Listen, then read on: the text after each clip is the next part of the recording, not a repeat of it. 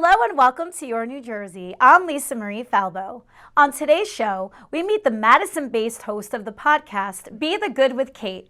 We also meet Angela Calzone, President and CEO of Inroads to Opportunities in Roselle. But first, Mike Hatler, owner of the Bedding Shoppe in Parsippany, was named the GOAT, greatest of all time, by not only Optimum, but by New Jersey native Derek Jeter for Hatler's community service endeavors. Mike joins us now. Welcome to the show. Thank you very much. This is way cool.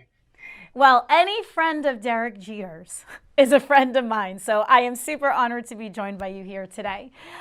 This is such an amazing opportunity. How did it all come to be? So my daughter just called me and said, Dad, I'm entering you into this GOAT contest where they're picking out the greatest of all time for the neighborhood. And since your store is celebrating its 35th anniversary, I'm going to enter you. And I said, go for it. And she said, if you win, you're going to go to Miami and hang out with Derek Jeter. And I said, awesome, but what are the odds of me winning? So a couple days later, I got a phone call and I won. And it was one of the greatest, funnest, coolest things I've ever encountered. I am sure. What was in the essay that attracted the people at Optimum to crown you the winner? For a long time now, almost 20 years, we've been doing a food drive. It started back in 2007. We do it on the anniversary of my store, which is October 22nd every year.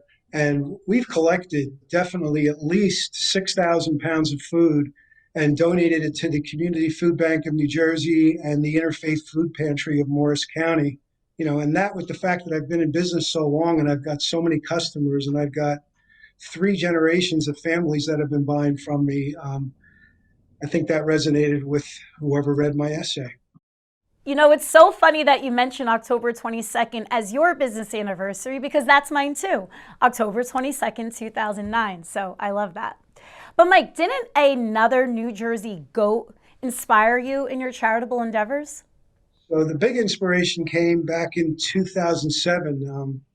Springsteen was doing a tour and I saw him at the Meadowlands. And during the show, he was pitching for the Community Food Bank of New Jersey, talking about how their shelves are empty and they need help. And it just clicked. And that first year, we got over 2,000 pounds of food. It was amazing. The Community Food Bank truck pulled up. When he saw the amount of food that we collected, he was blown away. He said, corporations don't get this much food. That's what started it, and it just became an annual event, and it's fun, and people are really generous. Mike, take us through your experience with Optimum and Derek Jeter down in Miami and the other kind-hearted New Jersey businesses you met along the way. The limo that was taking us to the hotel had another couple in it, and this gentleman's lifetime dream was to meet Derek. And he's a guidance counselor in either Wayne Hills or Wayne Valley. And he caught wind of the competition and he wrote an essay and he won. And his face was just so lit up that he was going to meet Derek Jeter. That was very, very cool. And then, you know, everybody we met, there was a chiropractor from Dover. His name's Bruce, who gives free adjustments to kids. There's a restaurateur out in Westchester County that does a lot of food donations. And there was a lot of people. I think the furthest ones were Arizona, but it was just interesting because everybody had their own story and everybody was just doing it from their heart. And then they opened up the doors and we went inside and they had the stage set up, a moderator ready to talk to Derek and interview Derek. He was more being gracious to us and honoring us than he was talking about himself. And I guess that's just part of what makes him such a great human being. Part of winning was a $1,000 donation to the charity of your choice. And I think 2 or 3 of the people turned it right back around and gave it to his Turn 2 Foundation. And he was super appreciative of that. What was your charity of choice? So the Interfaith Food Pantry of Morris County does a lot of good in our county and helps out a lot of people. They need food, they need money, and it was a no-brainer for me. What an amazing way for you to keep paying it forward. Before we wrap, I want to learn more about your business and its stronghold in the Parsippany community for over 35 years. We're a retail mattress store. We've been in business. This is year 36. We've always been geared toward our customers. We've always carried really high quality products. The communities that surround my store, the people are incredible. I mean, the towns are really what I give credit to, and obviously we have to do a good job, and we do a great job. But people love supporting local, and there's just so many industries and businesses that have gone by the wayside, and people really want to support local, and we make ourselves worthy of being supported. But when we celebrated our 35th anniversary, I just wrote a little note to Frank Cahill, who runs the Parsippany Focus, and he ran with it, and he actually got the mayor to declare Bedding Shoppe Day in Parsippany, and there was a formal ceremony at the municipal building, and I got to take pictures with the mayor and with the whole town council, and it was humbling. I know you like flying below the radar, but you do such great work both in business and in the community. I'm just so happy you are getting the recognition you deserve. Where can people find out more about you and the Bedding Shoppe? Beddingshoppe.com, BEDDINGSHOPPE.com. We have a Facebook page. We have an Instagram page. You might see our commercials on TV. We do have a lot of things out there for people to see us, but you'll hear a lot of you'll read a lot of positive things about my store, and we love to help people sleep better because there's a lot of restless people in the world these days. Thank you, Mike, so much, and congratulations on everything. Thank you very much, and I really appreciate you inviting me on. This is awesome. Thanks. Madison, New Jersey mom Kate Cherichello is the host of Be the Good with Kate, a podcast inspiring listeners through the guest journeys. She's here to join us now to tell us more. Kate, welcome to the show. Thanks so much for having me, Lisa Marie. Well, I'm very excited to meet you. I love meeting new mothers like myself, doing big things like you are. Tell us all about your podcast. Sure. So Be the Good with Kate started at the height of the pandemic. I was in my Midtown Manhattan apartment, and my whole industry as a performer shut down. And a mix of elements went into play. I really wanted a way to keep my on-camera muscles, so to speak, going during the shutdown, but also I just felt so pulled down by all the negative news around us. And of course, we needed to know what was going on. We needed to be kept updated, but it really felt like just everything was heavy. And I wanted to do something, and we were stuck at home, but I knew that there was something that could be done. And so I started just sharing some of the positive news stories and those reminders of how people are still being the good in our world. And then I thought I could make this into a show, but it's really easy, to drag the feet and think about all the ways that it won't work out. But then I finally reached out to two people I knew who were examples of this idea of being the good. And I said, would you have any interest in being interviewed? I have no idea what's going to happen with this idea, but I'm going to start a podcast and put it on YouTube. They both, and at that point, well, I was in, and now we are over 100 episodes in to Be the Good with Kate. Well, congratulations on you for taking such a chance. And COVID really was such a transformational time. And there was a lot of bad, obviously, but good too. Look what came out of it for you. You mentioned that you were in Manhattan at the time. When did you move over across the river? It just happened. Gave birth and moved all at about the same time, just this past fall. So we've really fallen in love with this community in Madison. And I'm a New Jersey native and then was in Manhattan for a dozen years. So it's great to be back. Tell us some of the inspiring stories that you've had on the show. One that always comes to mind right away is a man named Aaron Smith, who he was incarcerated for a decade. He had fallen into that, what you kind of describe as the bad crowd, bad environment in Chicago some years ago, and he started selling drugs. he wasn't doing the drugs, but he was selling the drugs as a way to just make a living. And he felt like it was the only way to make money. Well, he went to jail, and he describes it as like that was his wake-up call. He went to jail for a purpose. That's how he describes it, for a purpose. And he used that time to just better himself and figure out a way that when he got out of there, he could give back. And he did. He met with any entrepreneur he could during his time in prison. And when he got out, he created a trucking company where he hires other formerly incarcerated people. And he is so on a mission for good. He also created a whole media company to share that mission and help promote other people who are doing similar things. So that's one right off the top of my head that comes to mind. And then another one is a woman named Juliette Hahn. And what I love about her is she has that vibe of your just relaxed, chill mom in the suburbs, but she has created this whole giant podcast. I want to call it a podcast empire. She probably wouldn't say that, but that's what it feels like to me. She has multiple shows. And again, they're all about people who are making a positive difference.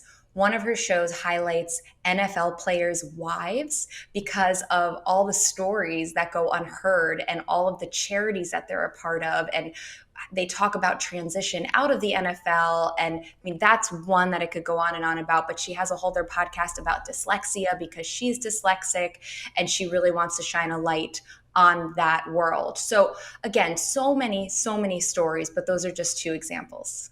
Kate, you're also a wellness professional here in New Jersey. Tell us more about that piece of your life. In college, I discovered the fitness world and fell in love with it.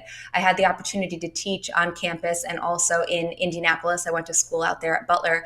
And then when I came back here, I would teach in New Jersey in the summers, and I would teach in New York City when I could. And then upon graduation in New York City completely. And it was such a great way to meld my loves of being in front of people, which goes with the performing side of me, and also motivating people, which, as you can tell by the fact that I have a whole show about inspiring stories, I kind of love that too. So it was also then a nice little bonus. It kept me in shape for being a performer, being in that musical theater world.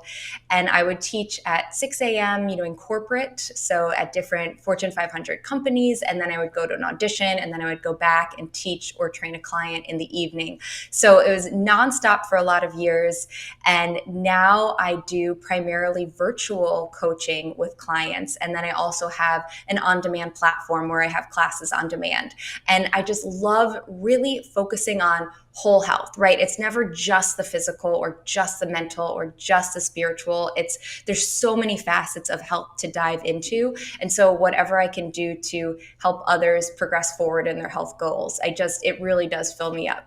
How do you find the time to do your podcast, your training with a 6-month-old? Another great question, and I know you can relate to this idea.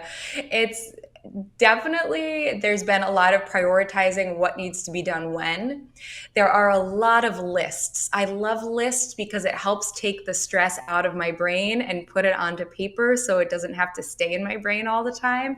And just being able to go, okay, what do I have time for right now? I know a big to-do on your list is giving back to the community. How do you use your platform to do so? I just love the opportunity to share all these people's stories because I can't even tell you how lifted up I am after each interview with these guests. So I just want to get those stories out because I know if they're lifting me up this much, there's other people who need to hear these stories too. And, from people who've lost loved ones and then created a whole nonprofit to help others suffering through that kind of a situation to someone who calls themselves just an everyday person who's trying to give back. I mean, these stories just are so uplifting and such amazing reminders that each of us has the power to make a difference in some way. Kate, it was so cool having you come on here today. Where can people find out more about you and to listen to the podcast? Oh, sure. And thank you so much, Lisa Marie. You can find me on Instagram at positively_Kate. The podcast is Be the Good with Kate. It's on all podcast platforms and YouTube. Great. Thank you so much. Thank you, Lisa Marie. Thanks for what you're doing. Inroads to Opportunities in Roselle provides programs and services to a range of disabilities and ages. Angela Calzone, President and CEO, joins us now to tell us more about their mission. Angela, welcome to the show. Thank you so much for having me. And I'm so excited to learn more about your organization. Please educate us on your mission. Well, we have been around for 65 years. We are celebrating our anniversary this year, 65th anniversary. We were established in 1959 as a means to support adults with disabilities, both intellectual and developmental disabilities. Of course, since that time, we've had expanded significantly. We now have transition programs for students ages 16 to 21 who have special needs, so that we are an out-of-district placement for their school districts. We have a number of specialized groups for mental health services. We service, I would say, probably about 400 people a year. How do people come to find out about your services?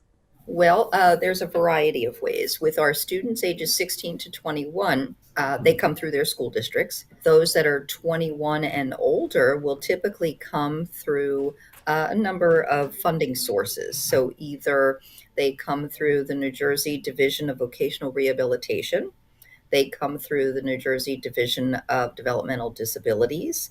They also, on the mental health services side, they can come through their insurance company pays for it, so they can be recommended through their hospital system or their psychiatrist. So there's a lot of different ways that folks can come to Inroads to, partake in our services. Angela, what are some of the misconceptions surrounding employment of individuals with disabilities? So we have here at Inroads a large department of professional service providers who support individuals with disabilities in the workplace and seek out employment opportunities, help the individual with the disabilities, put together their resume,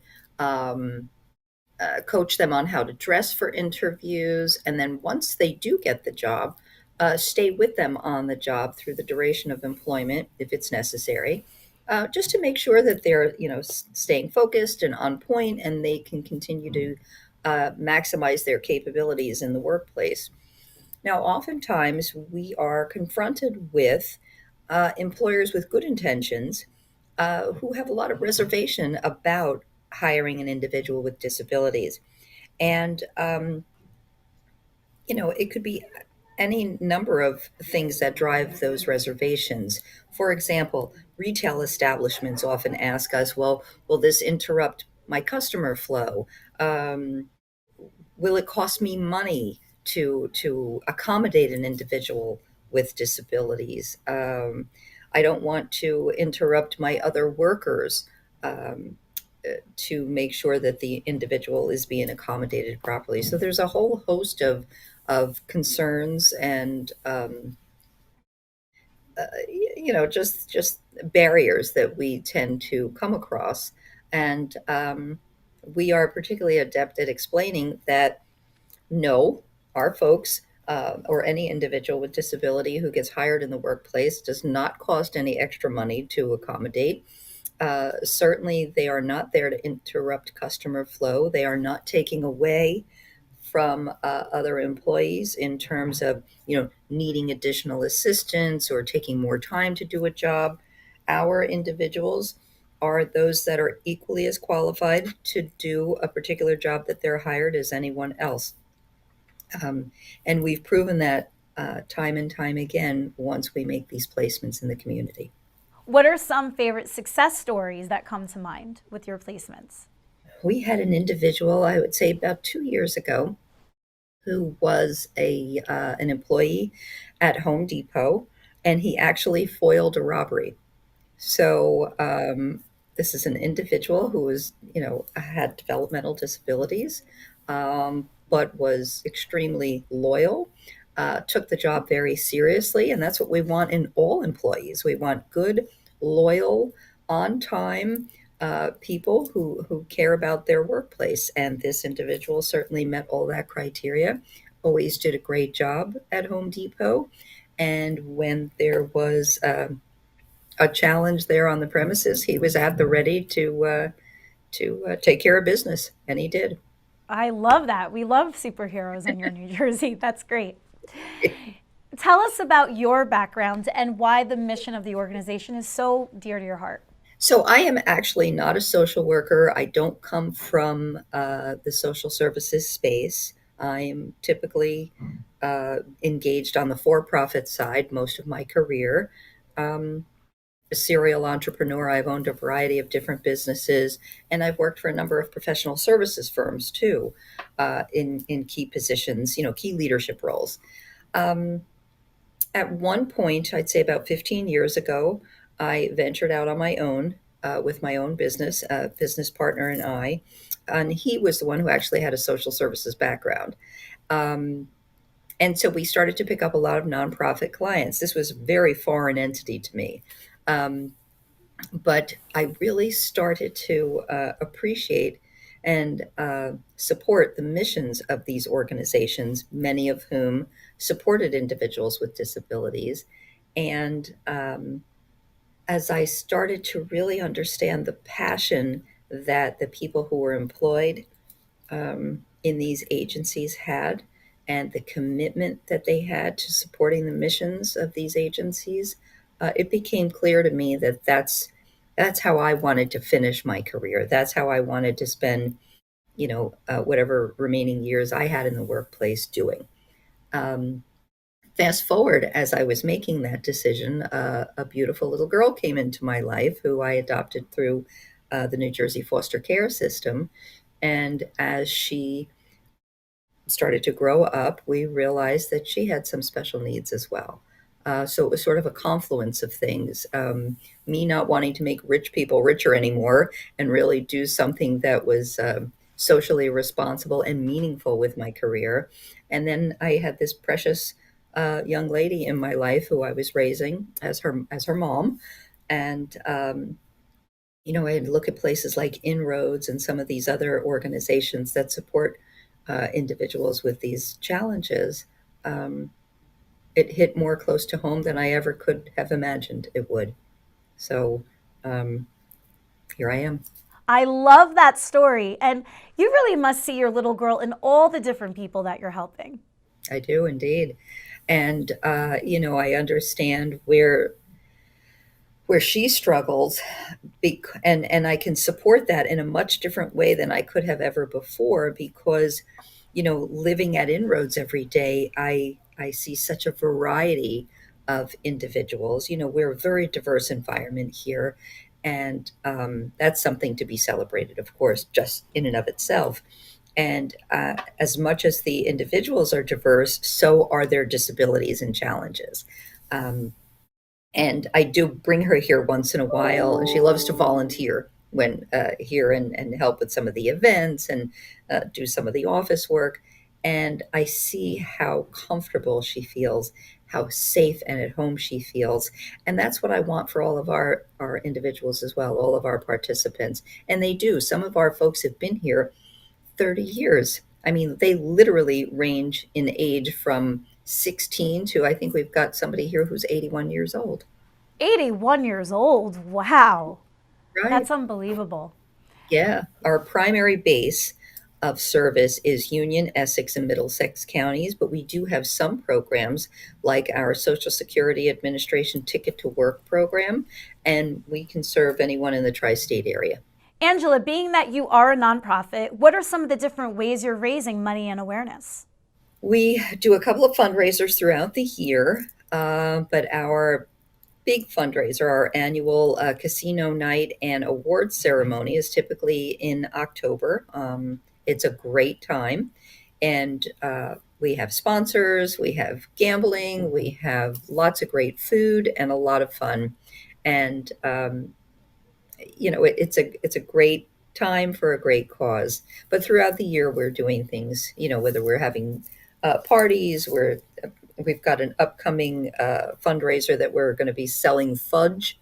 So I made sure, I taste tested everything so that it was going to be absolutely superb for those that would be buying it.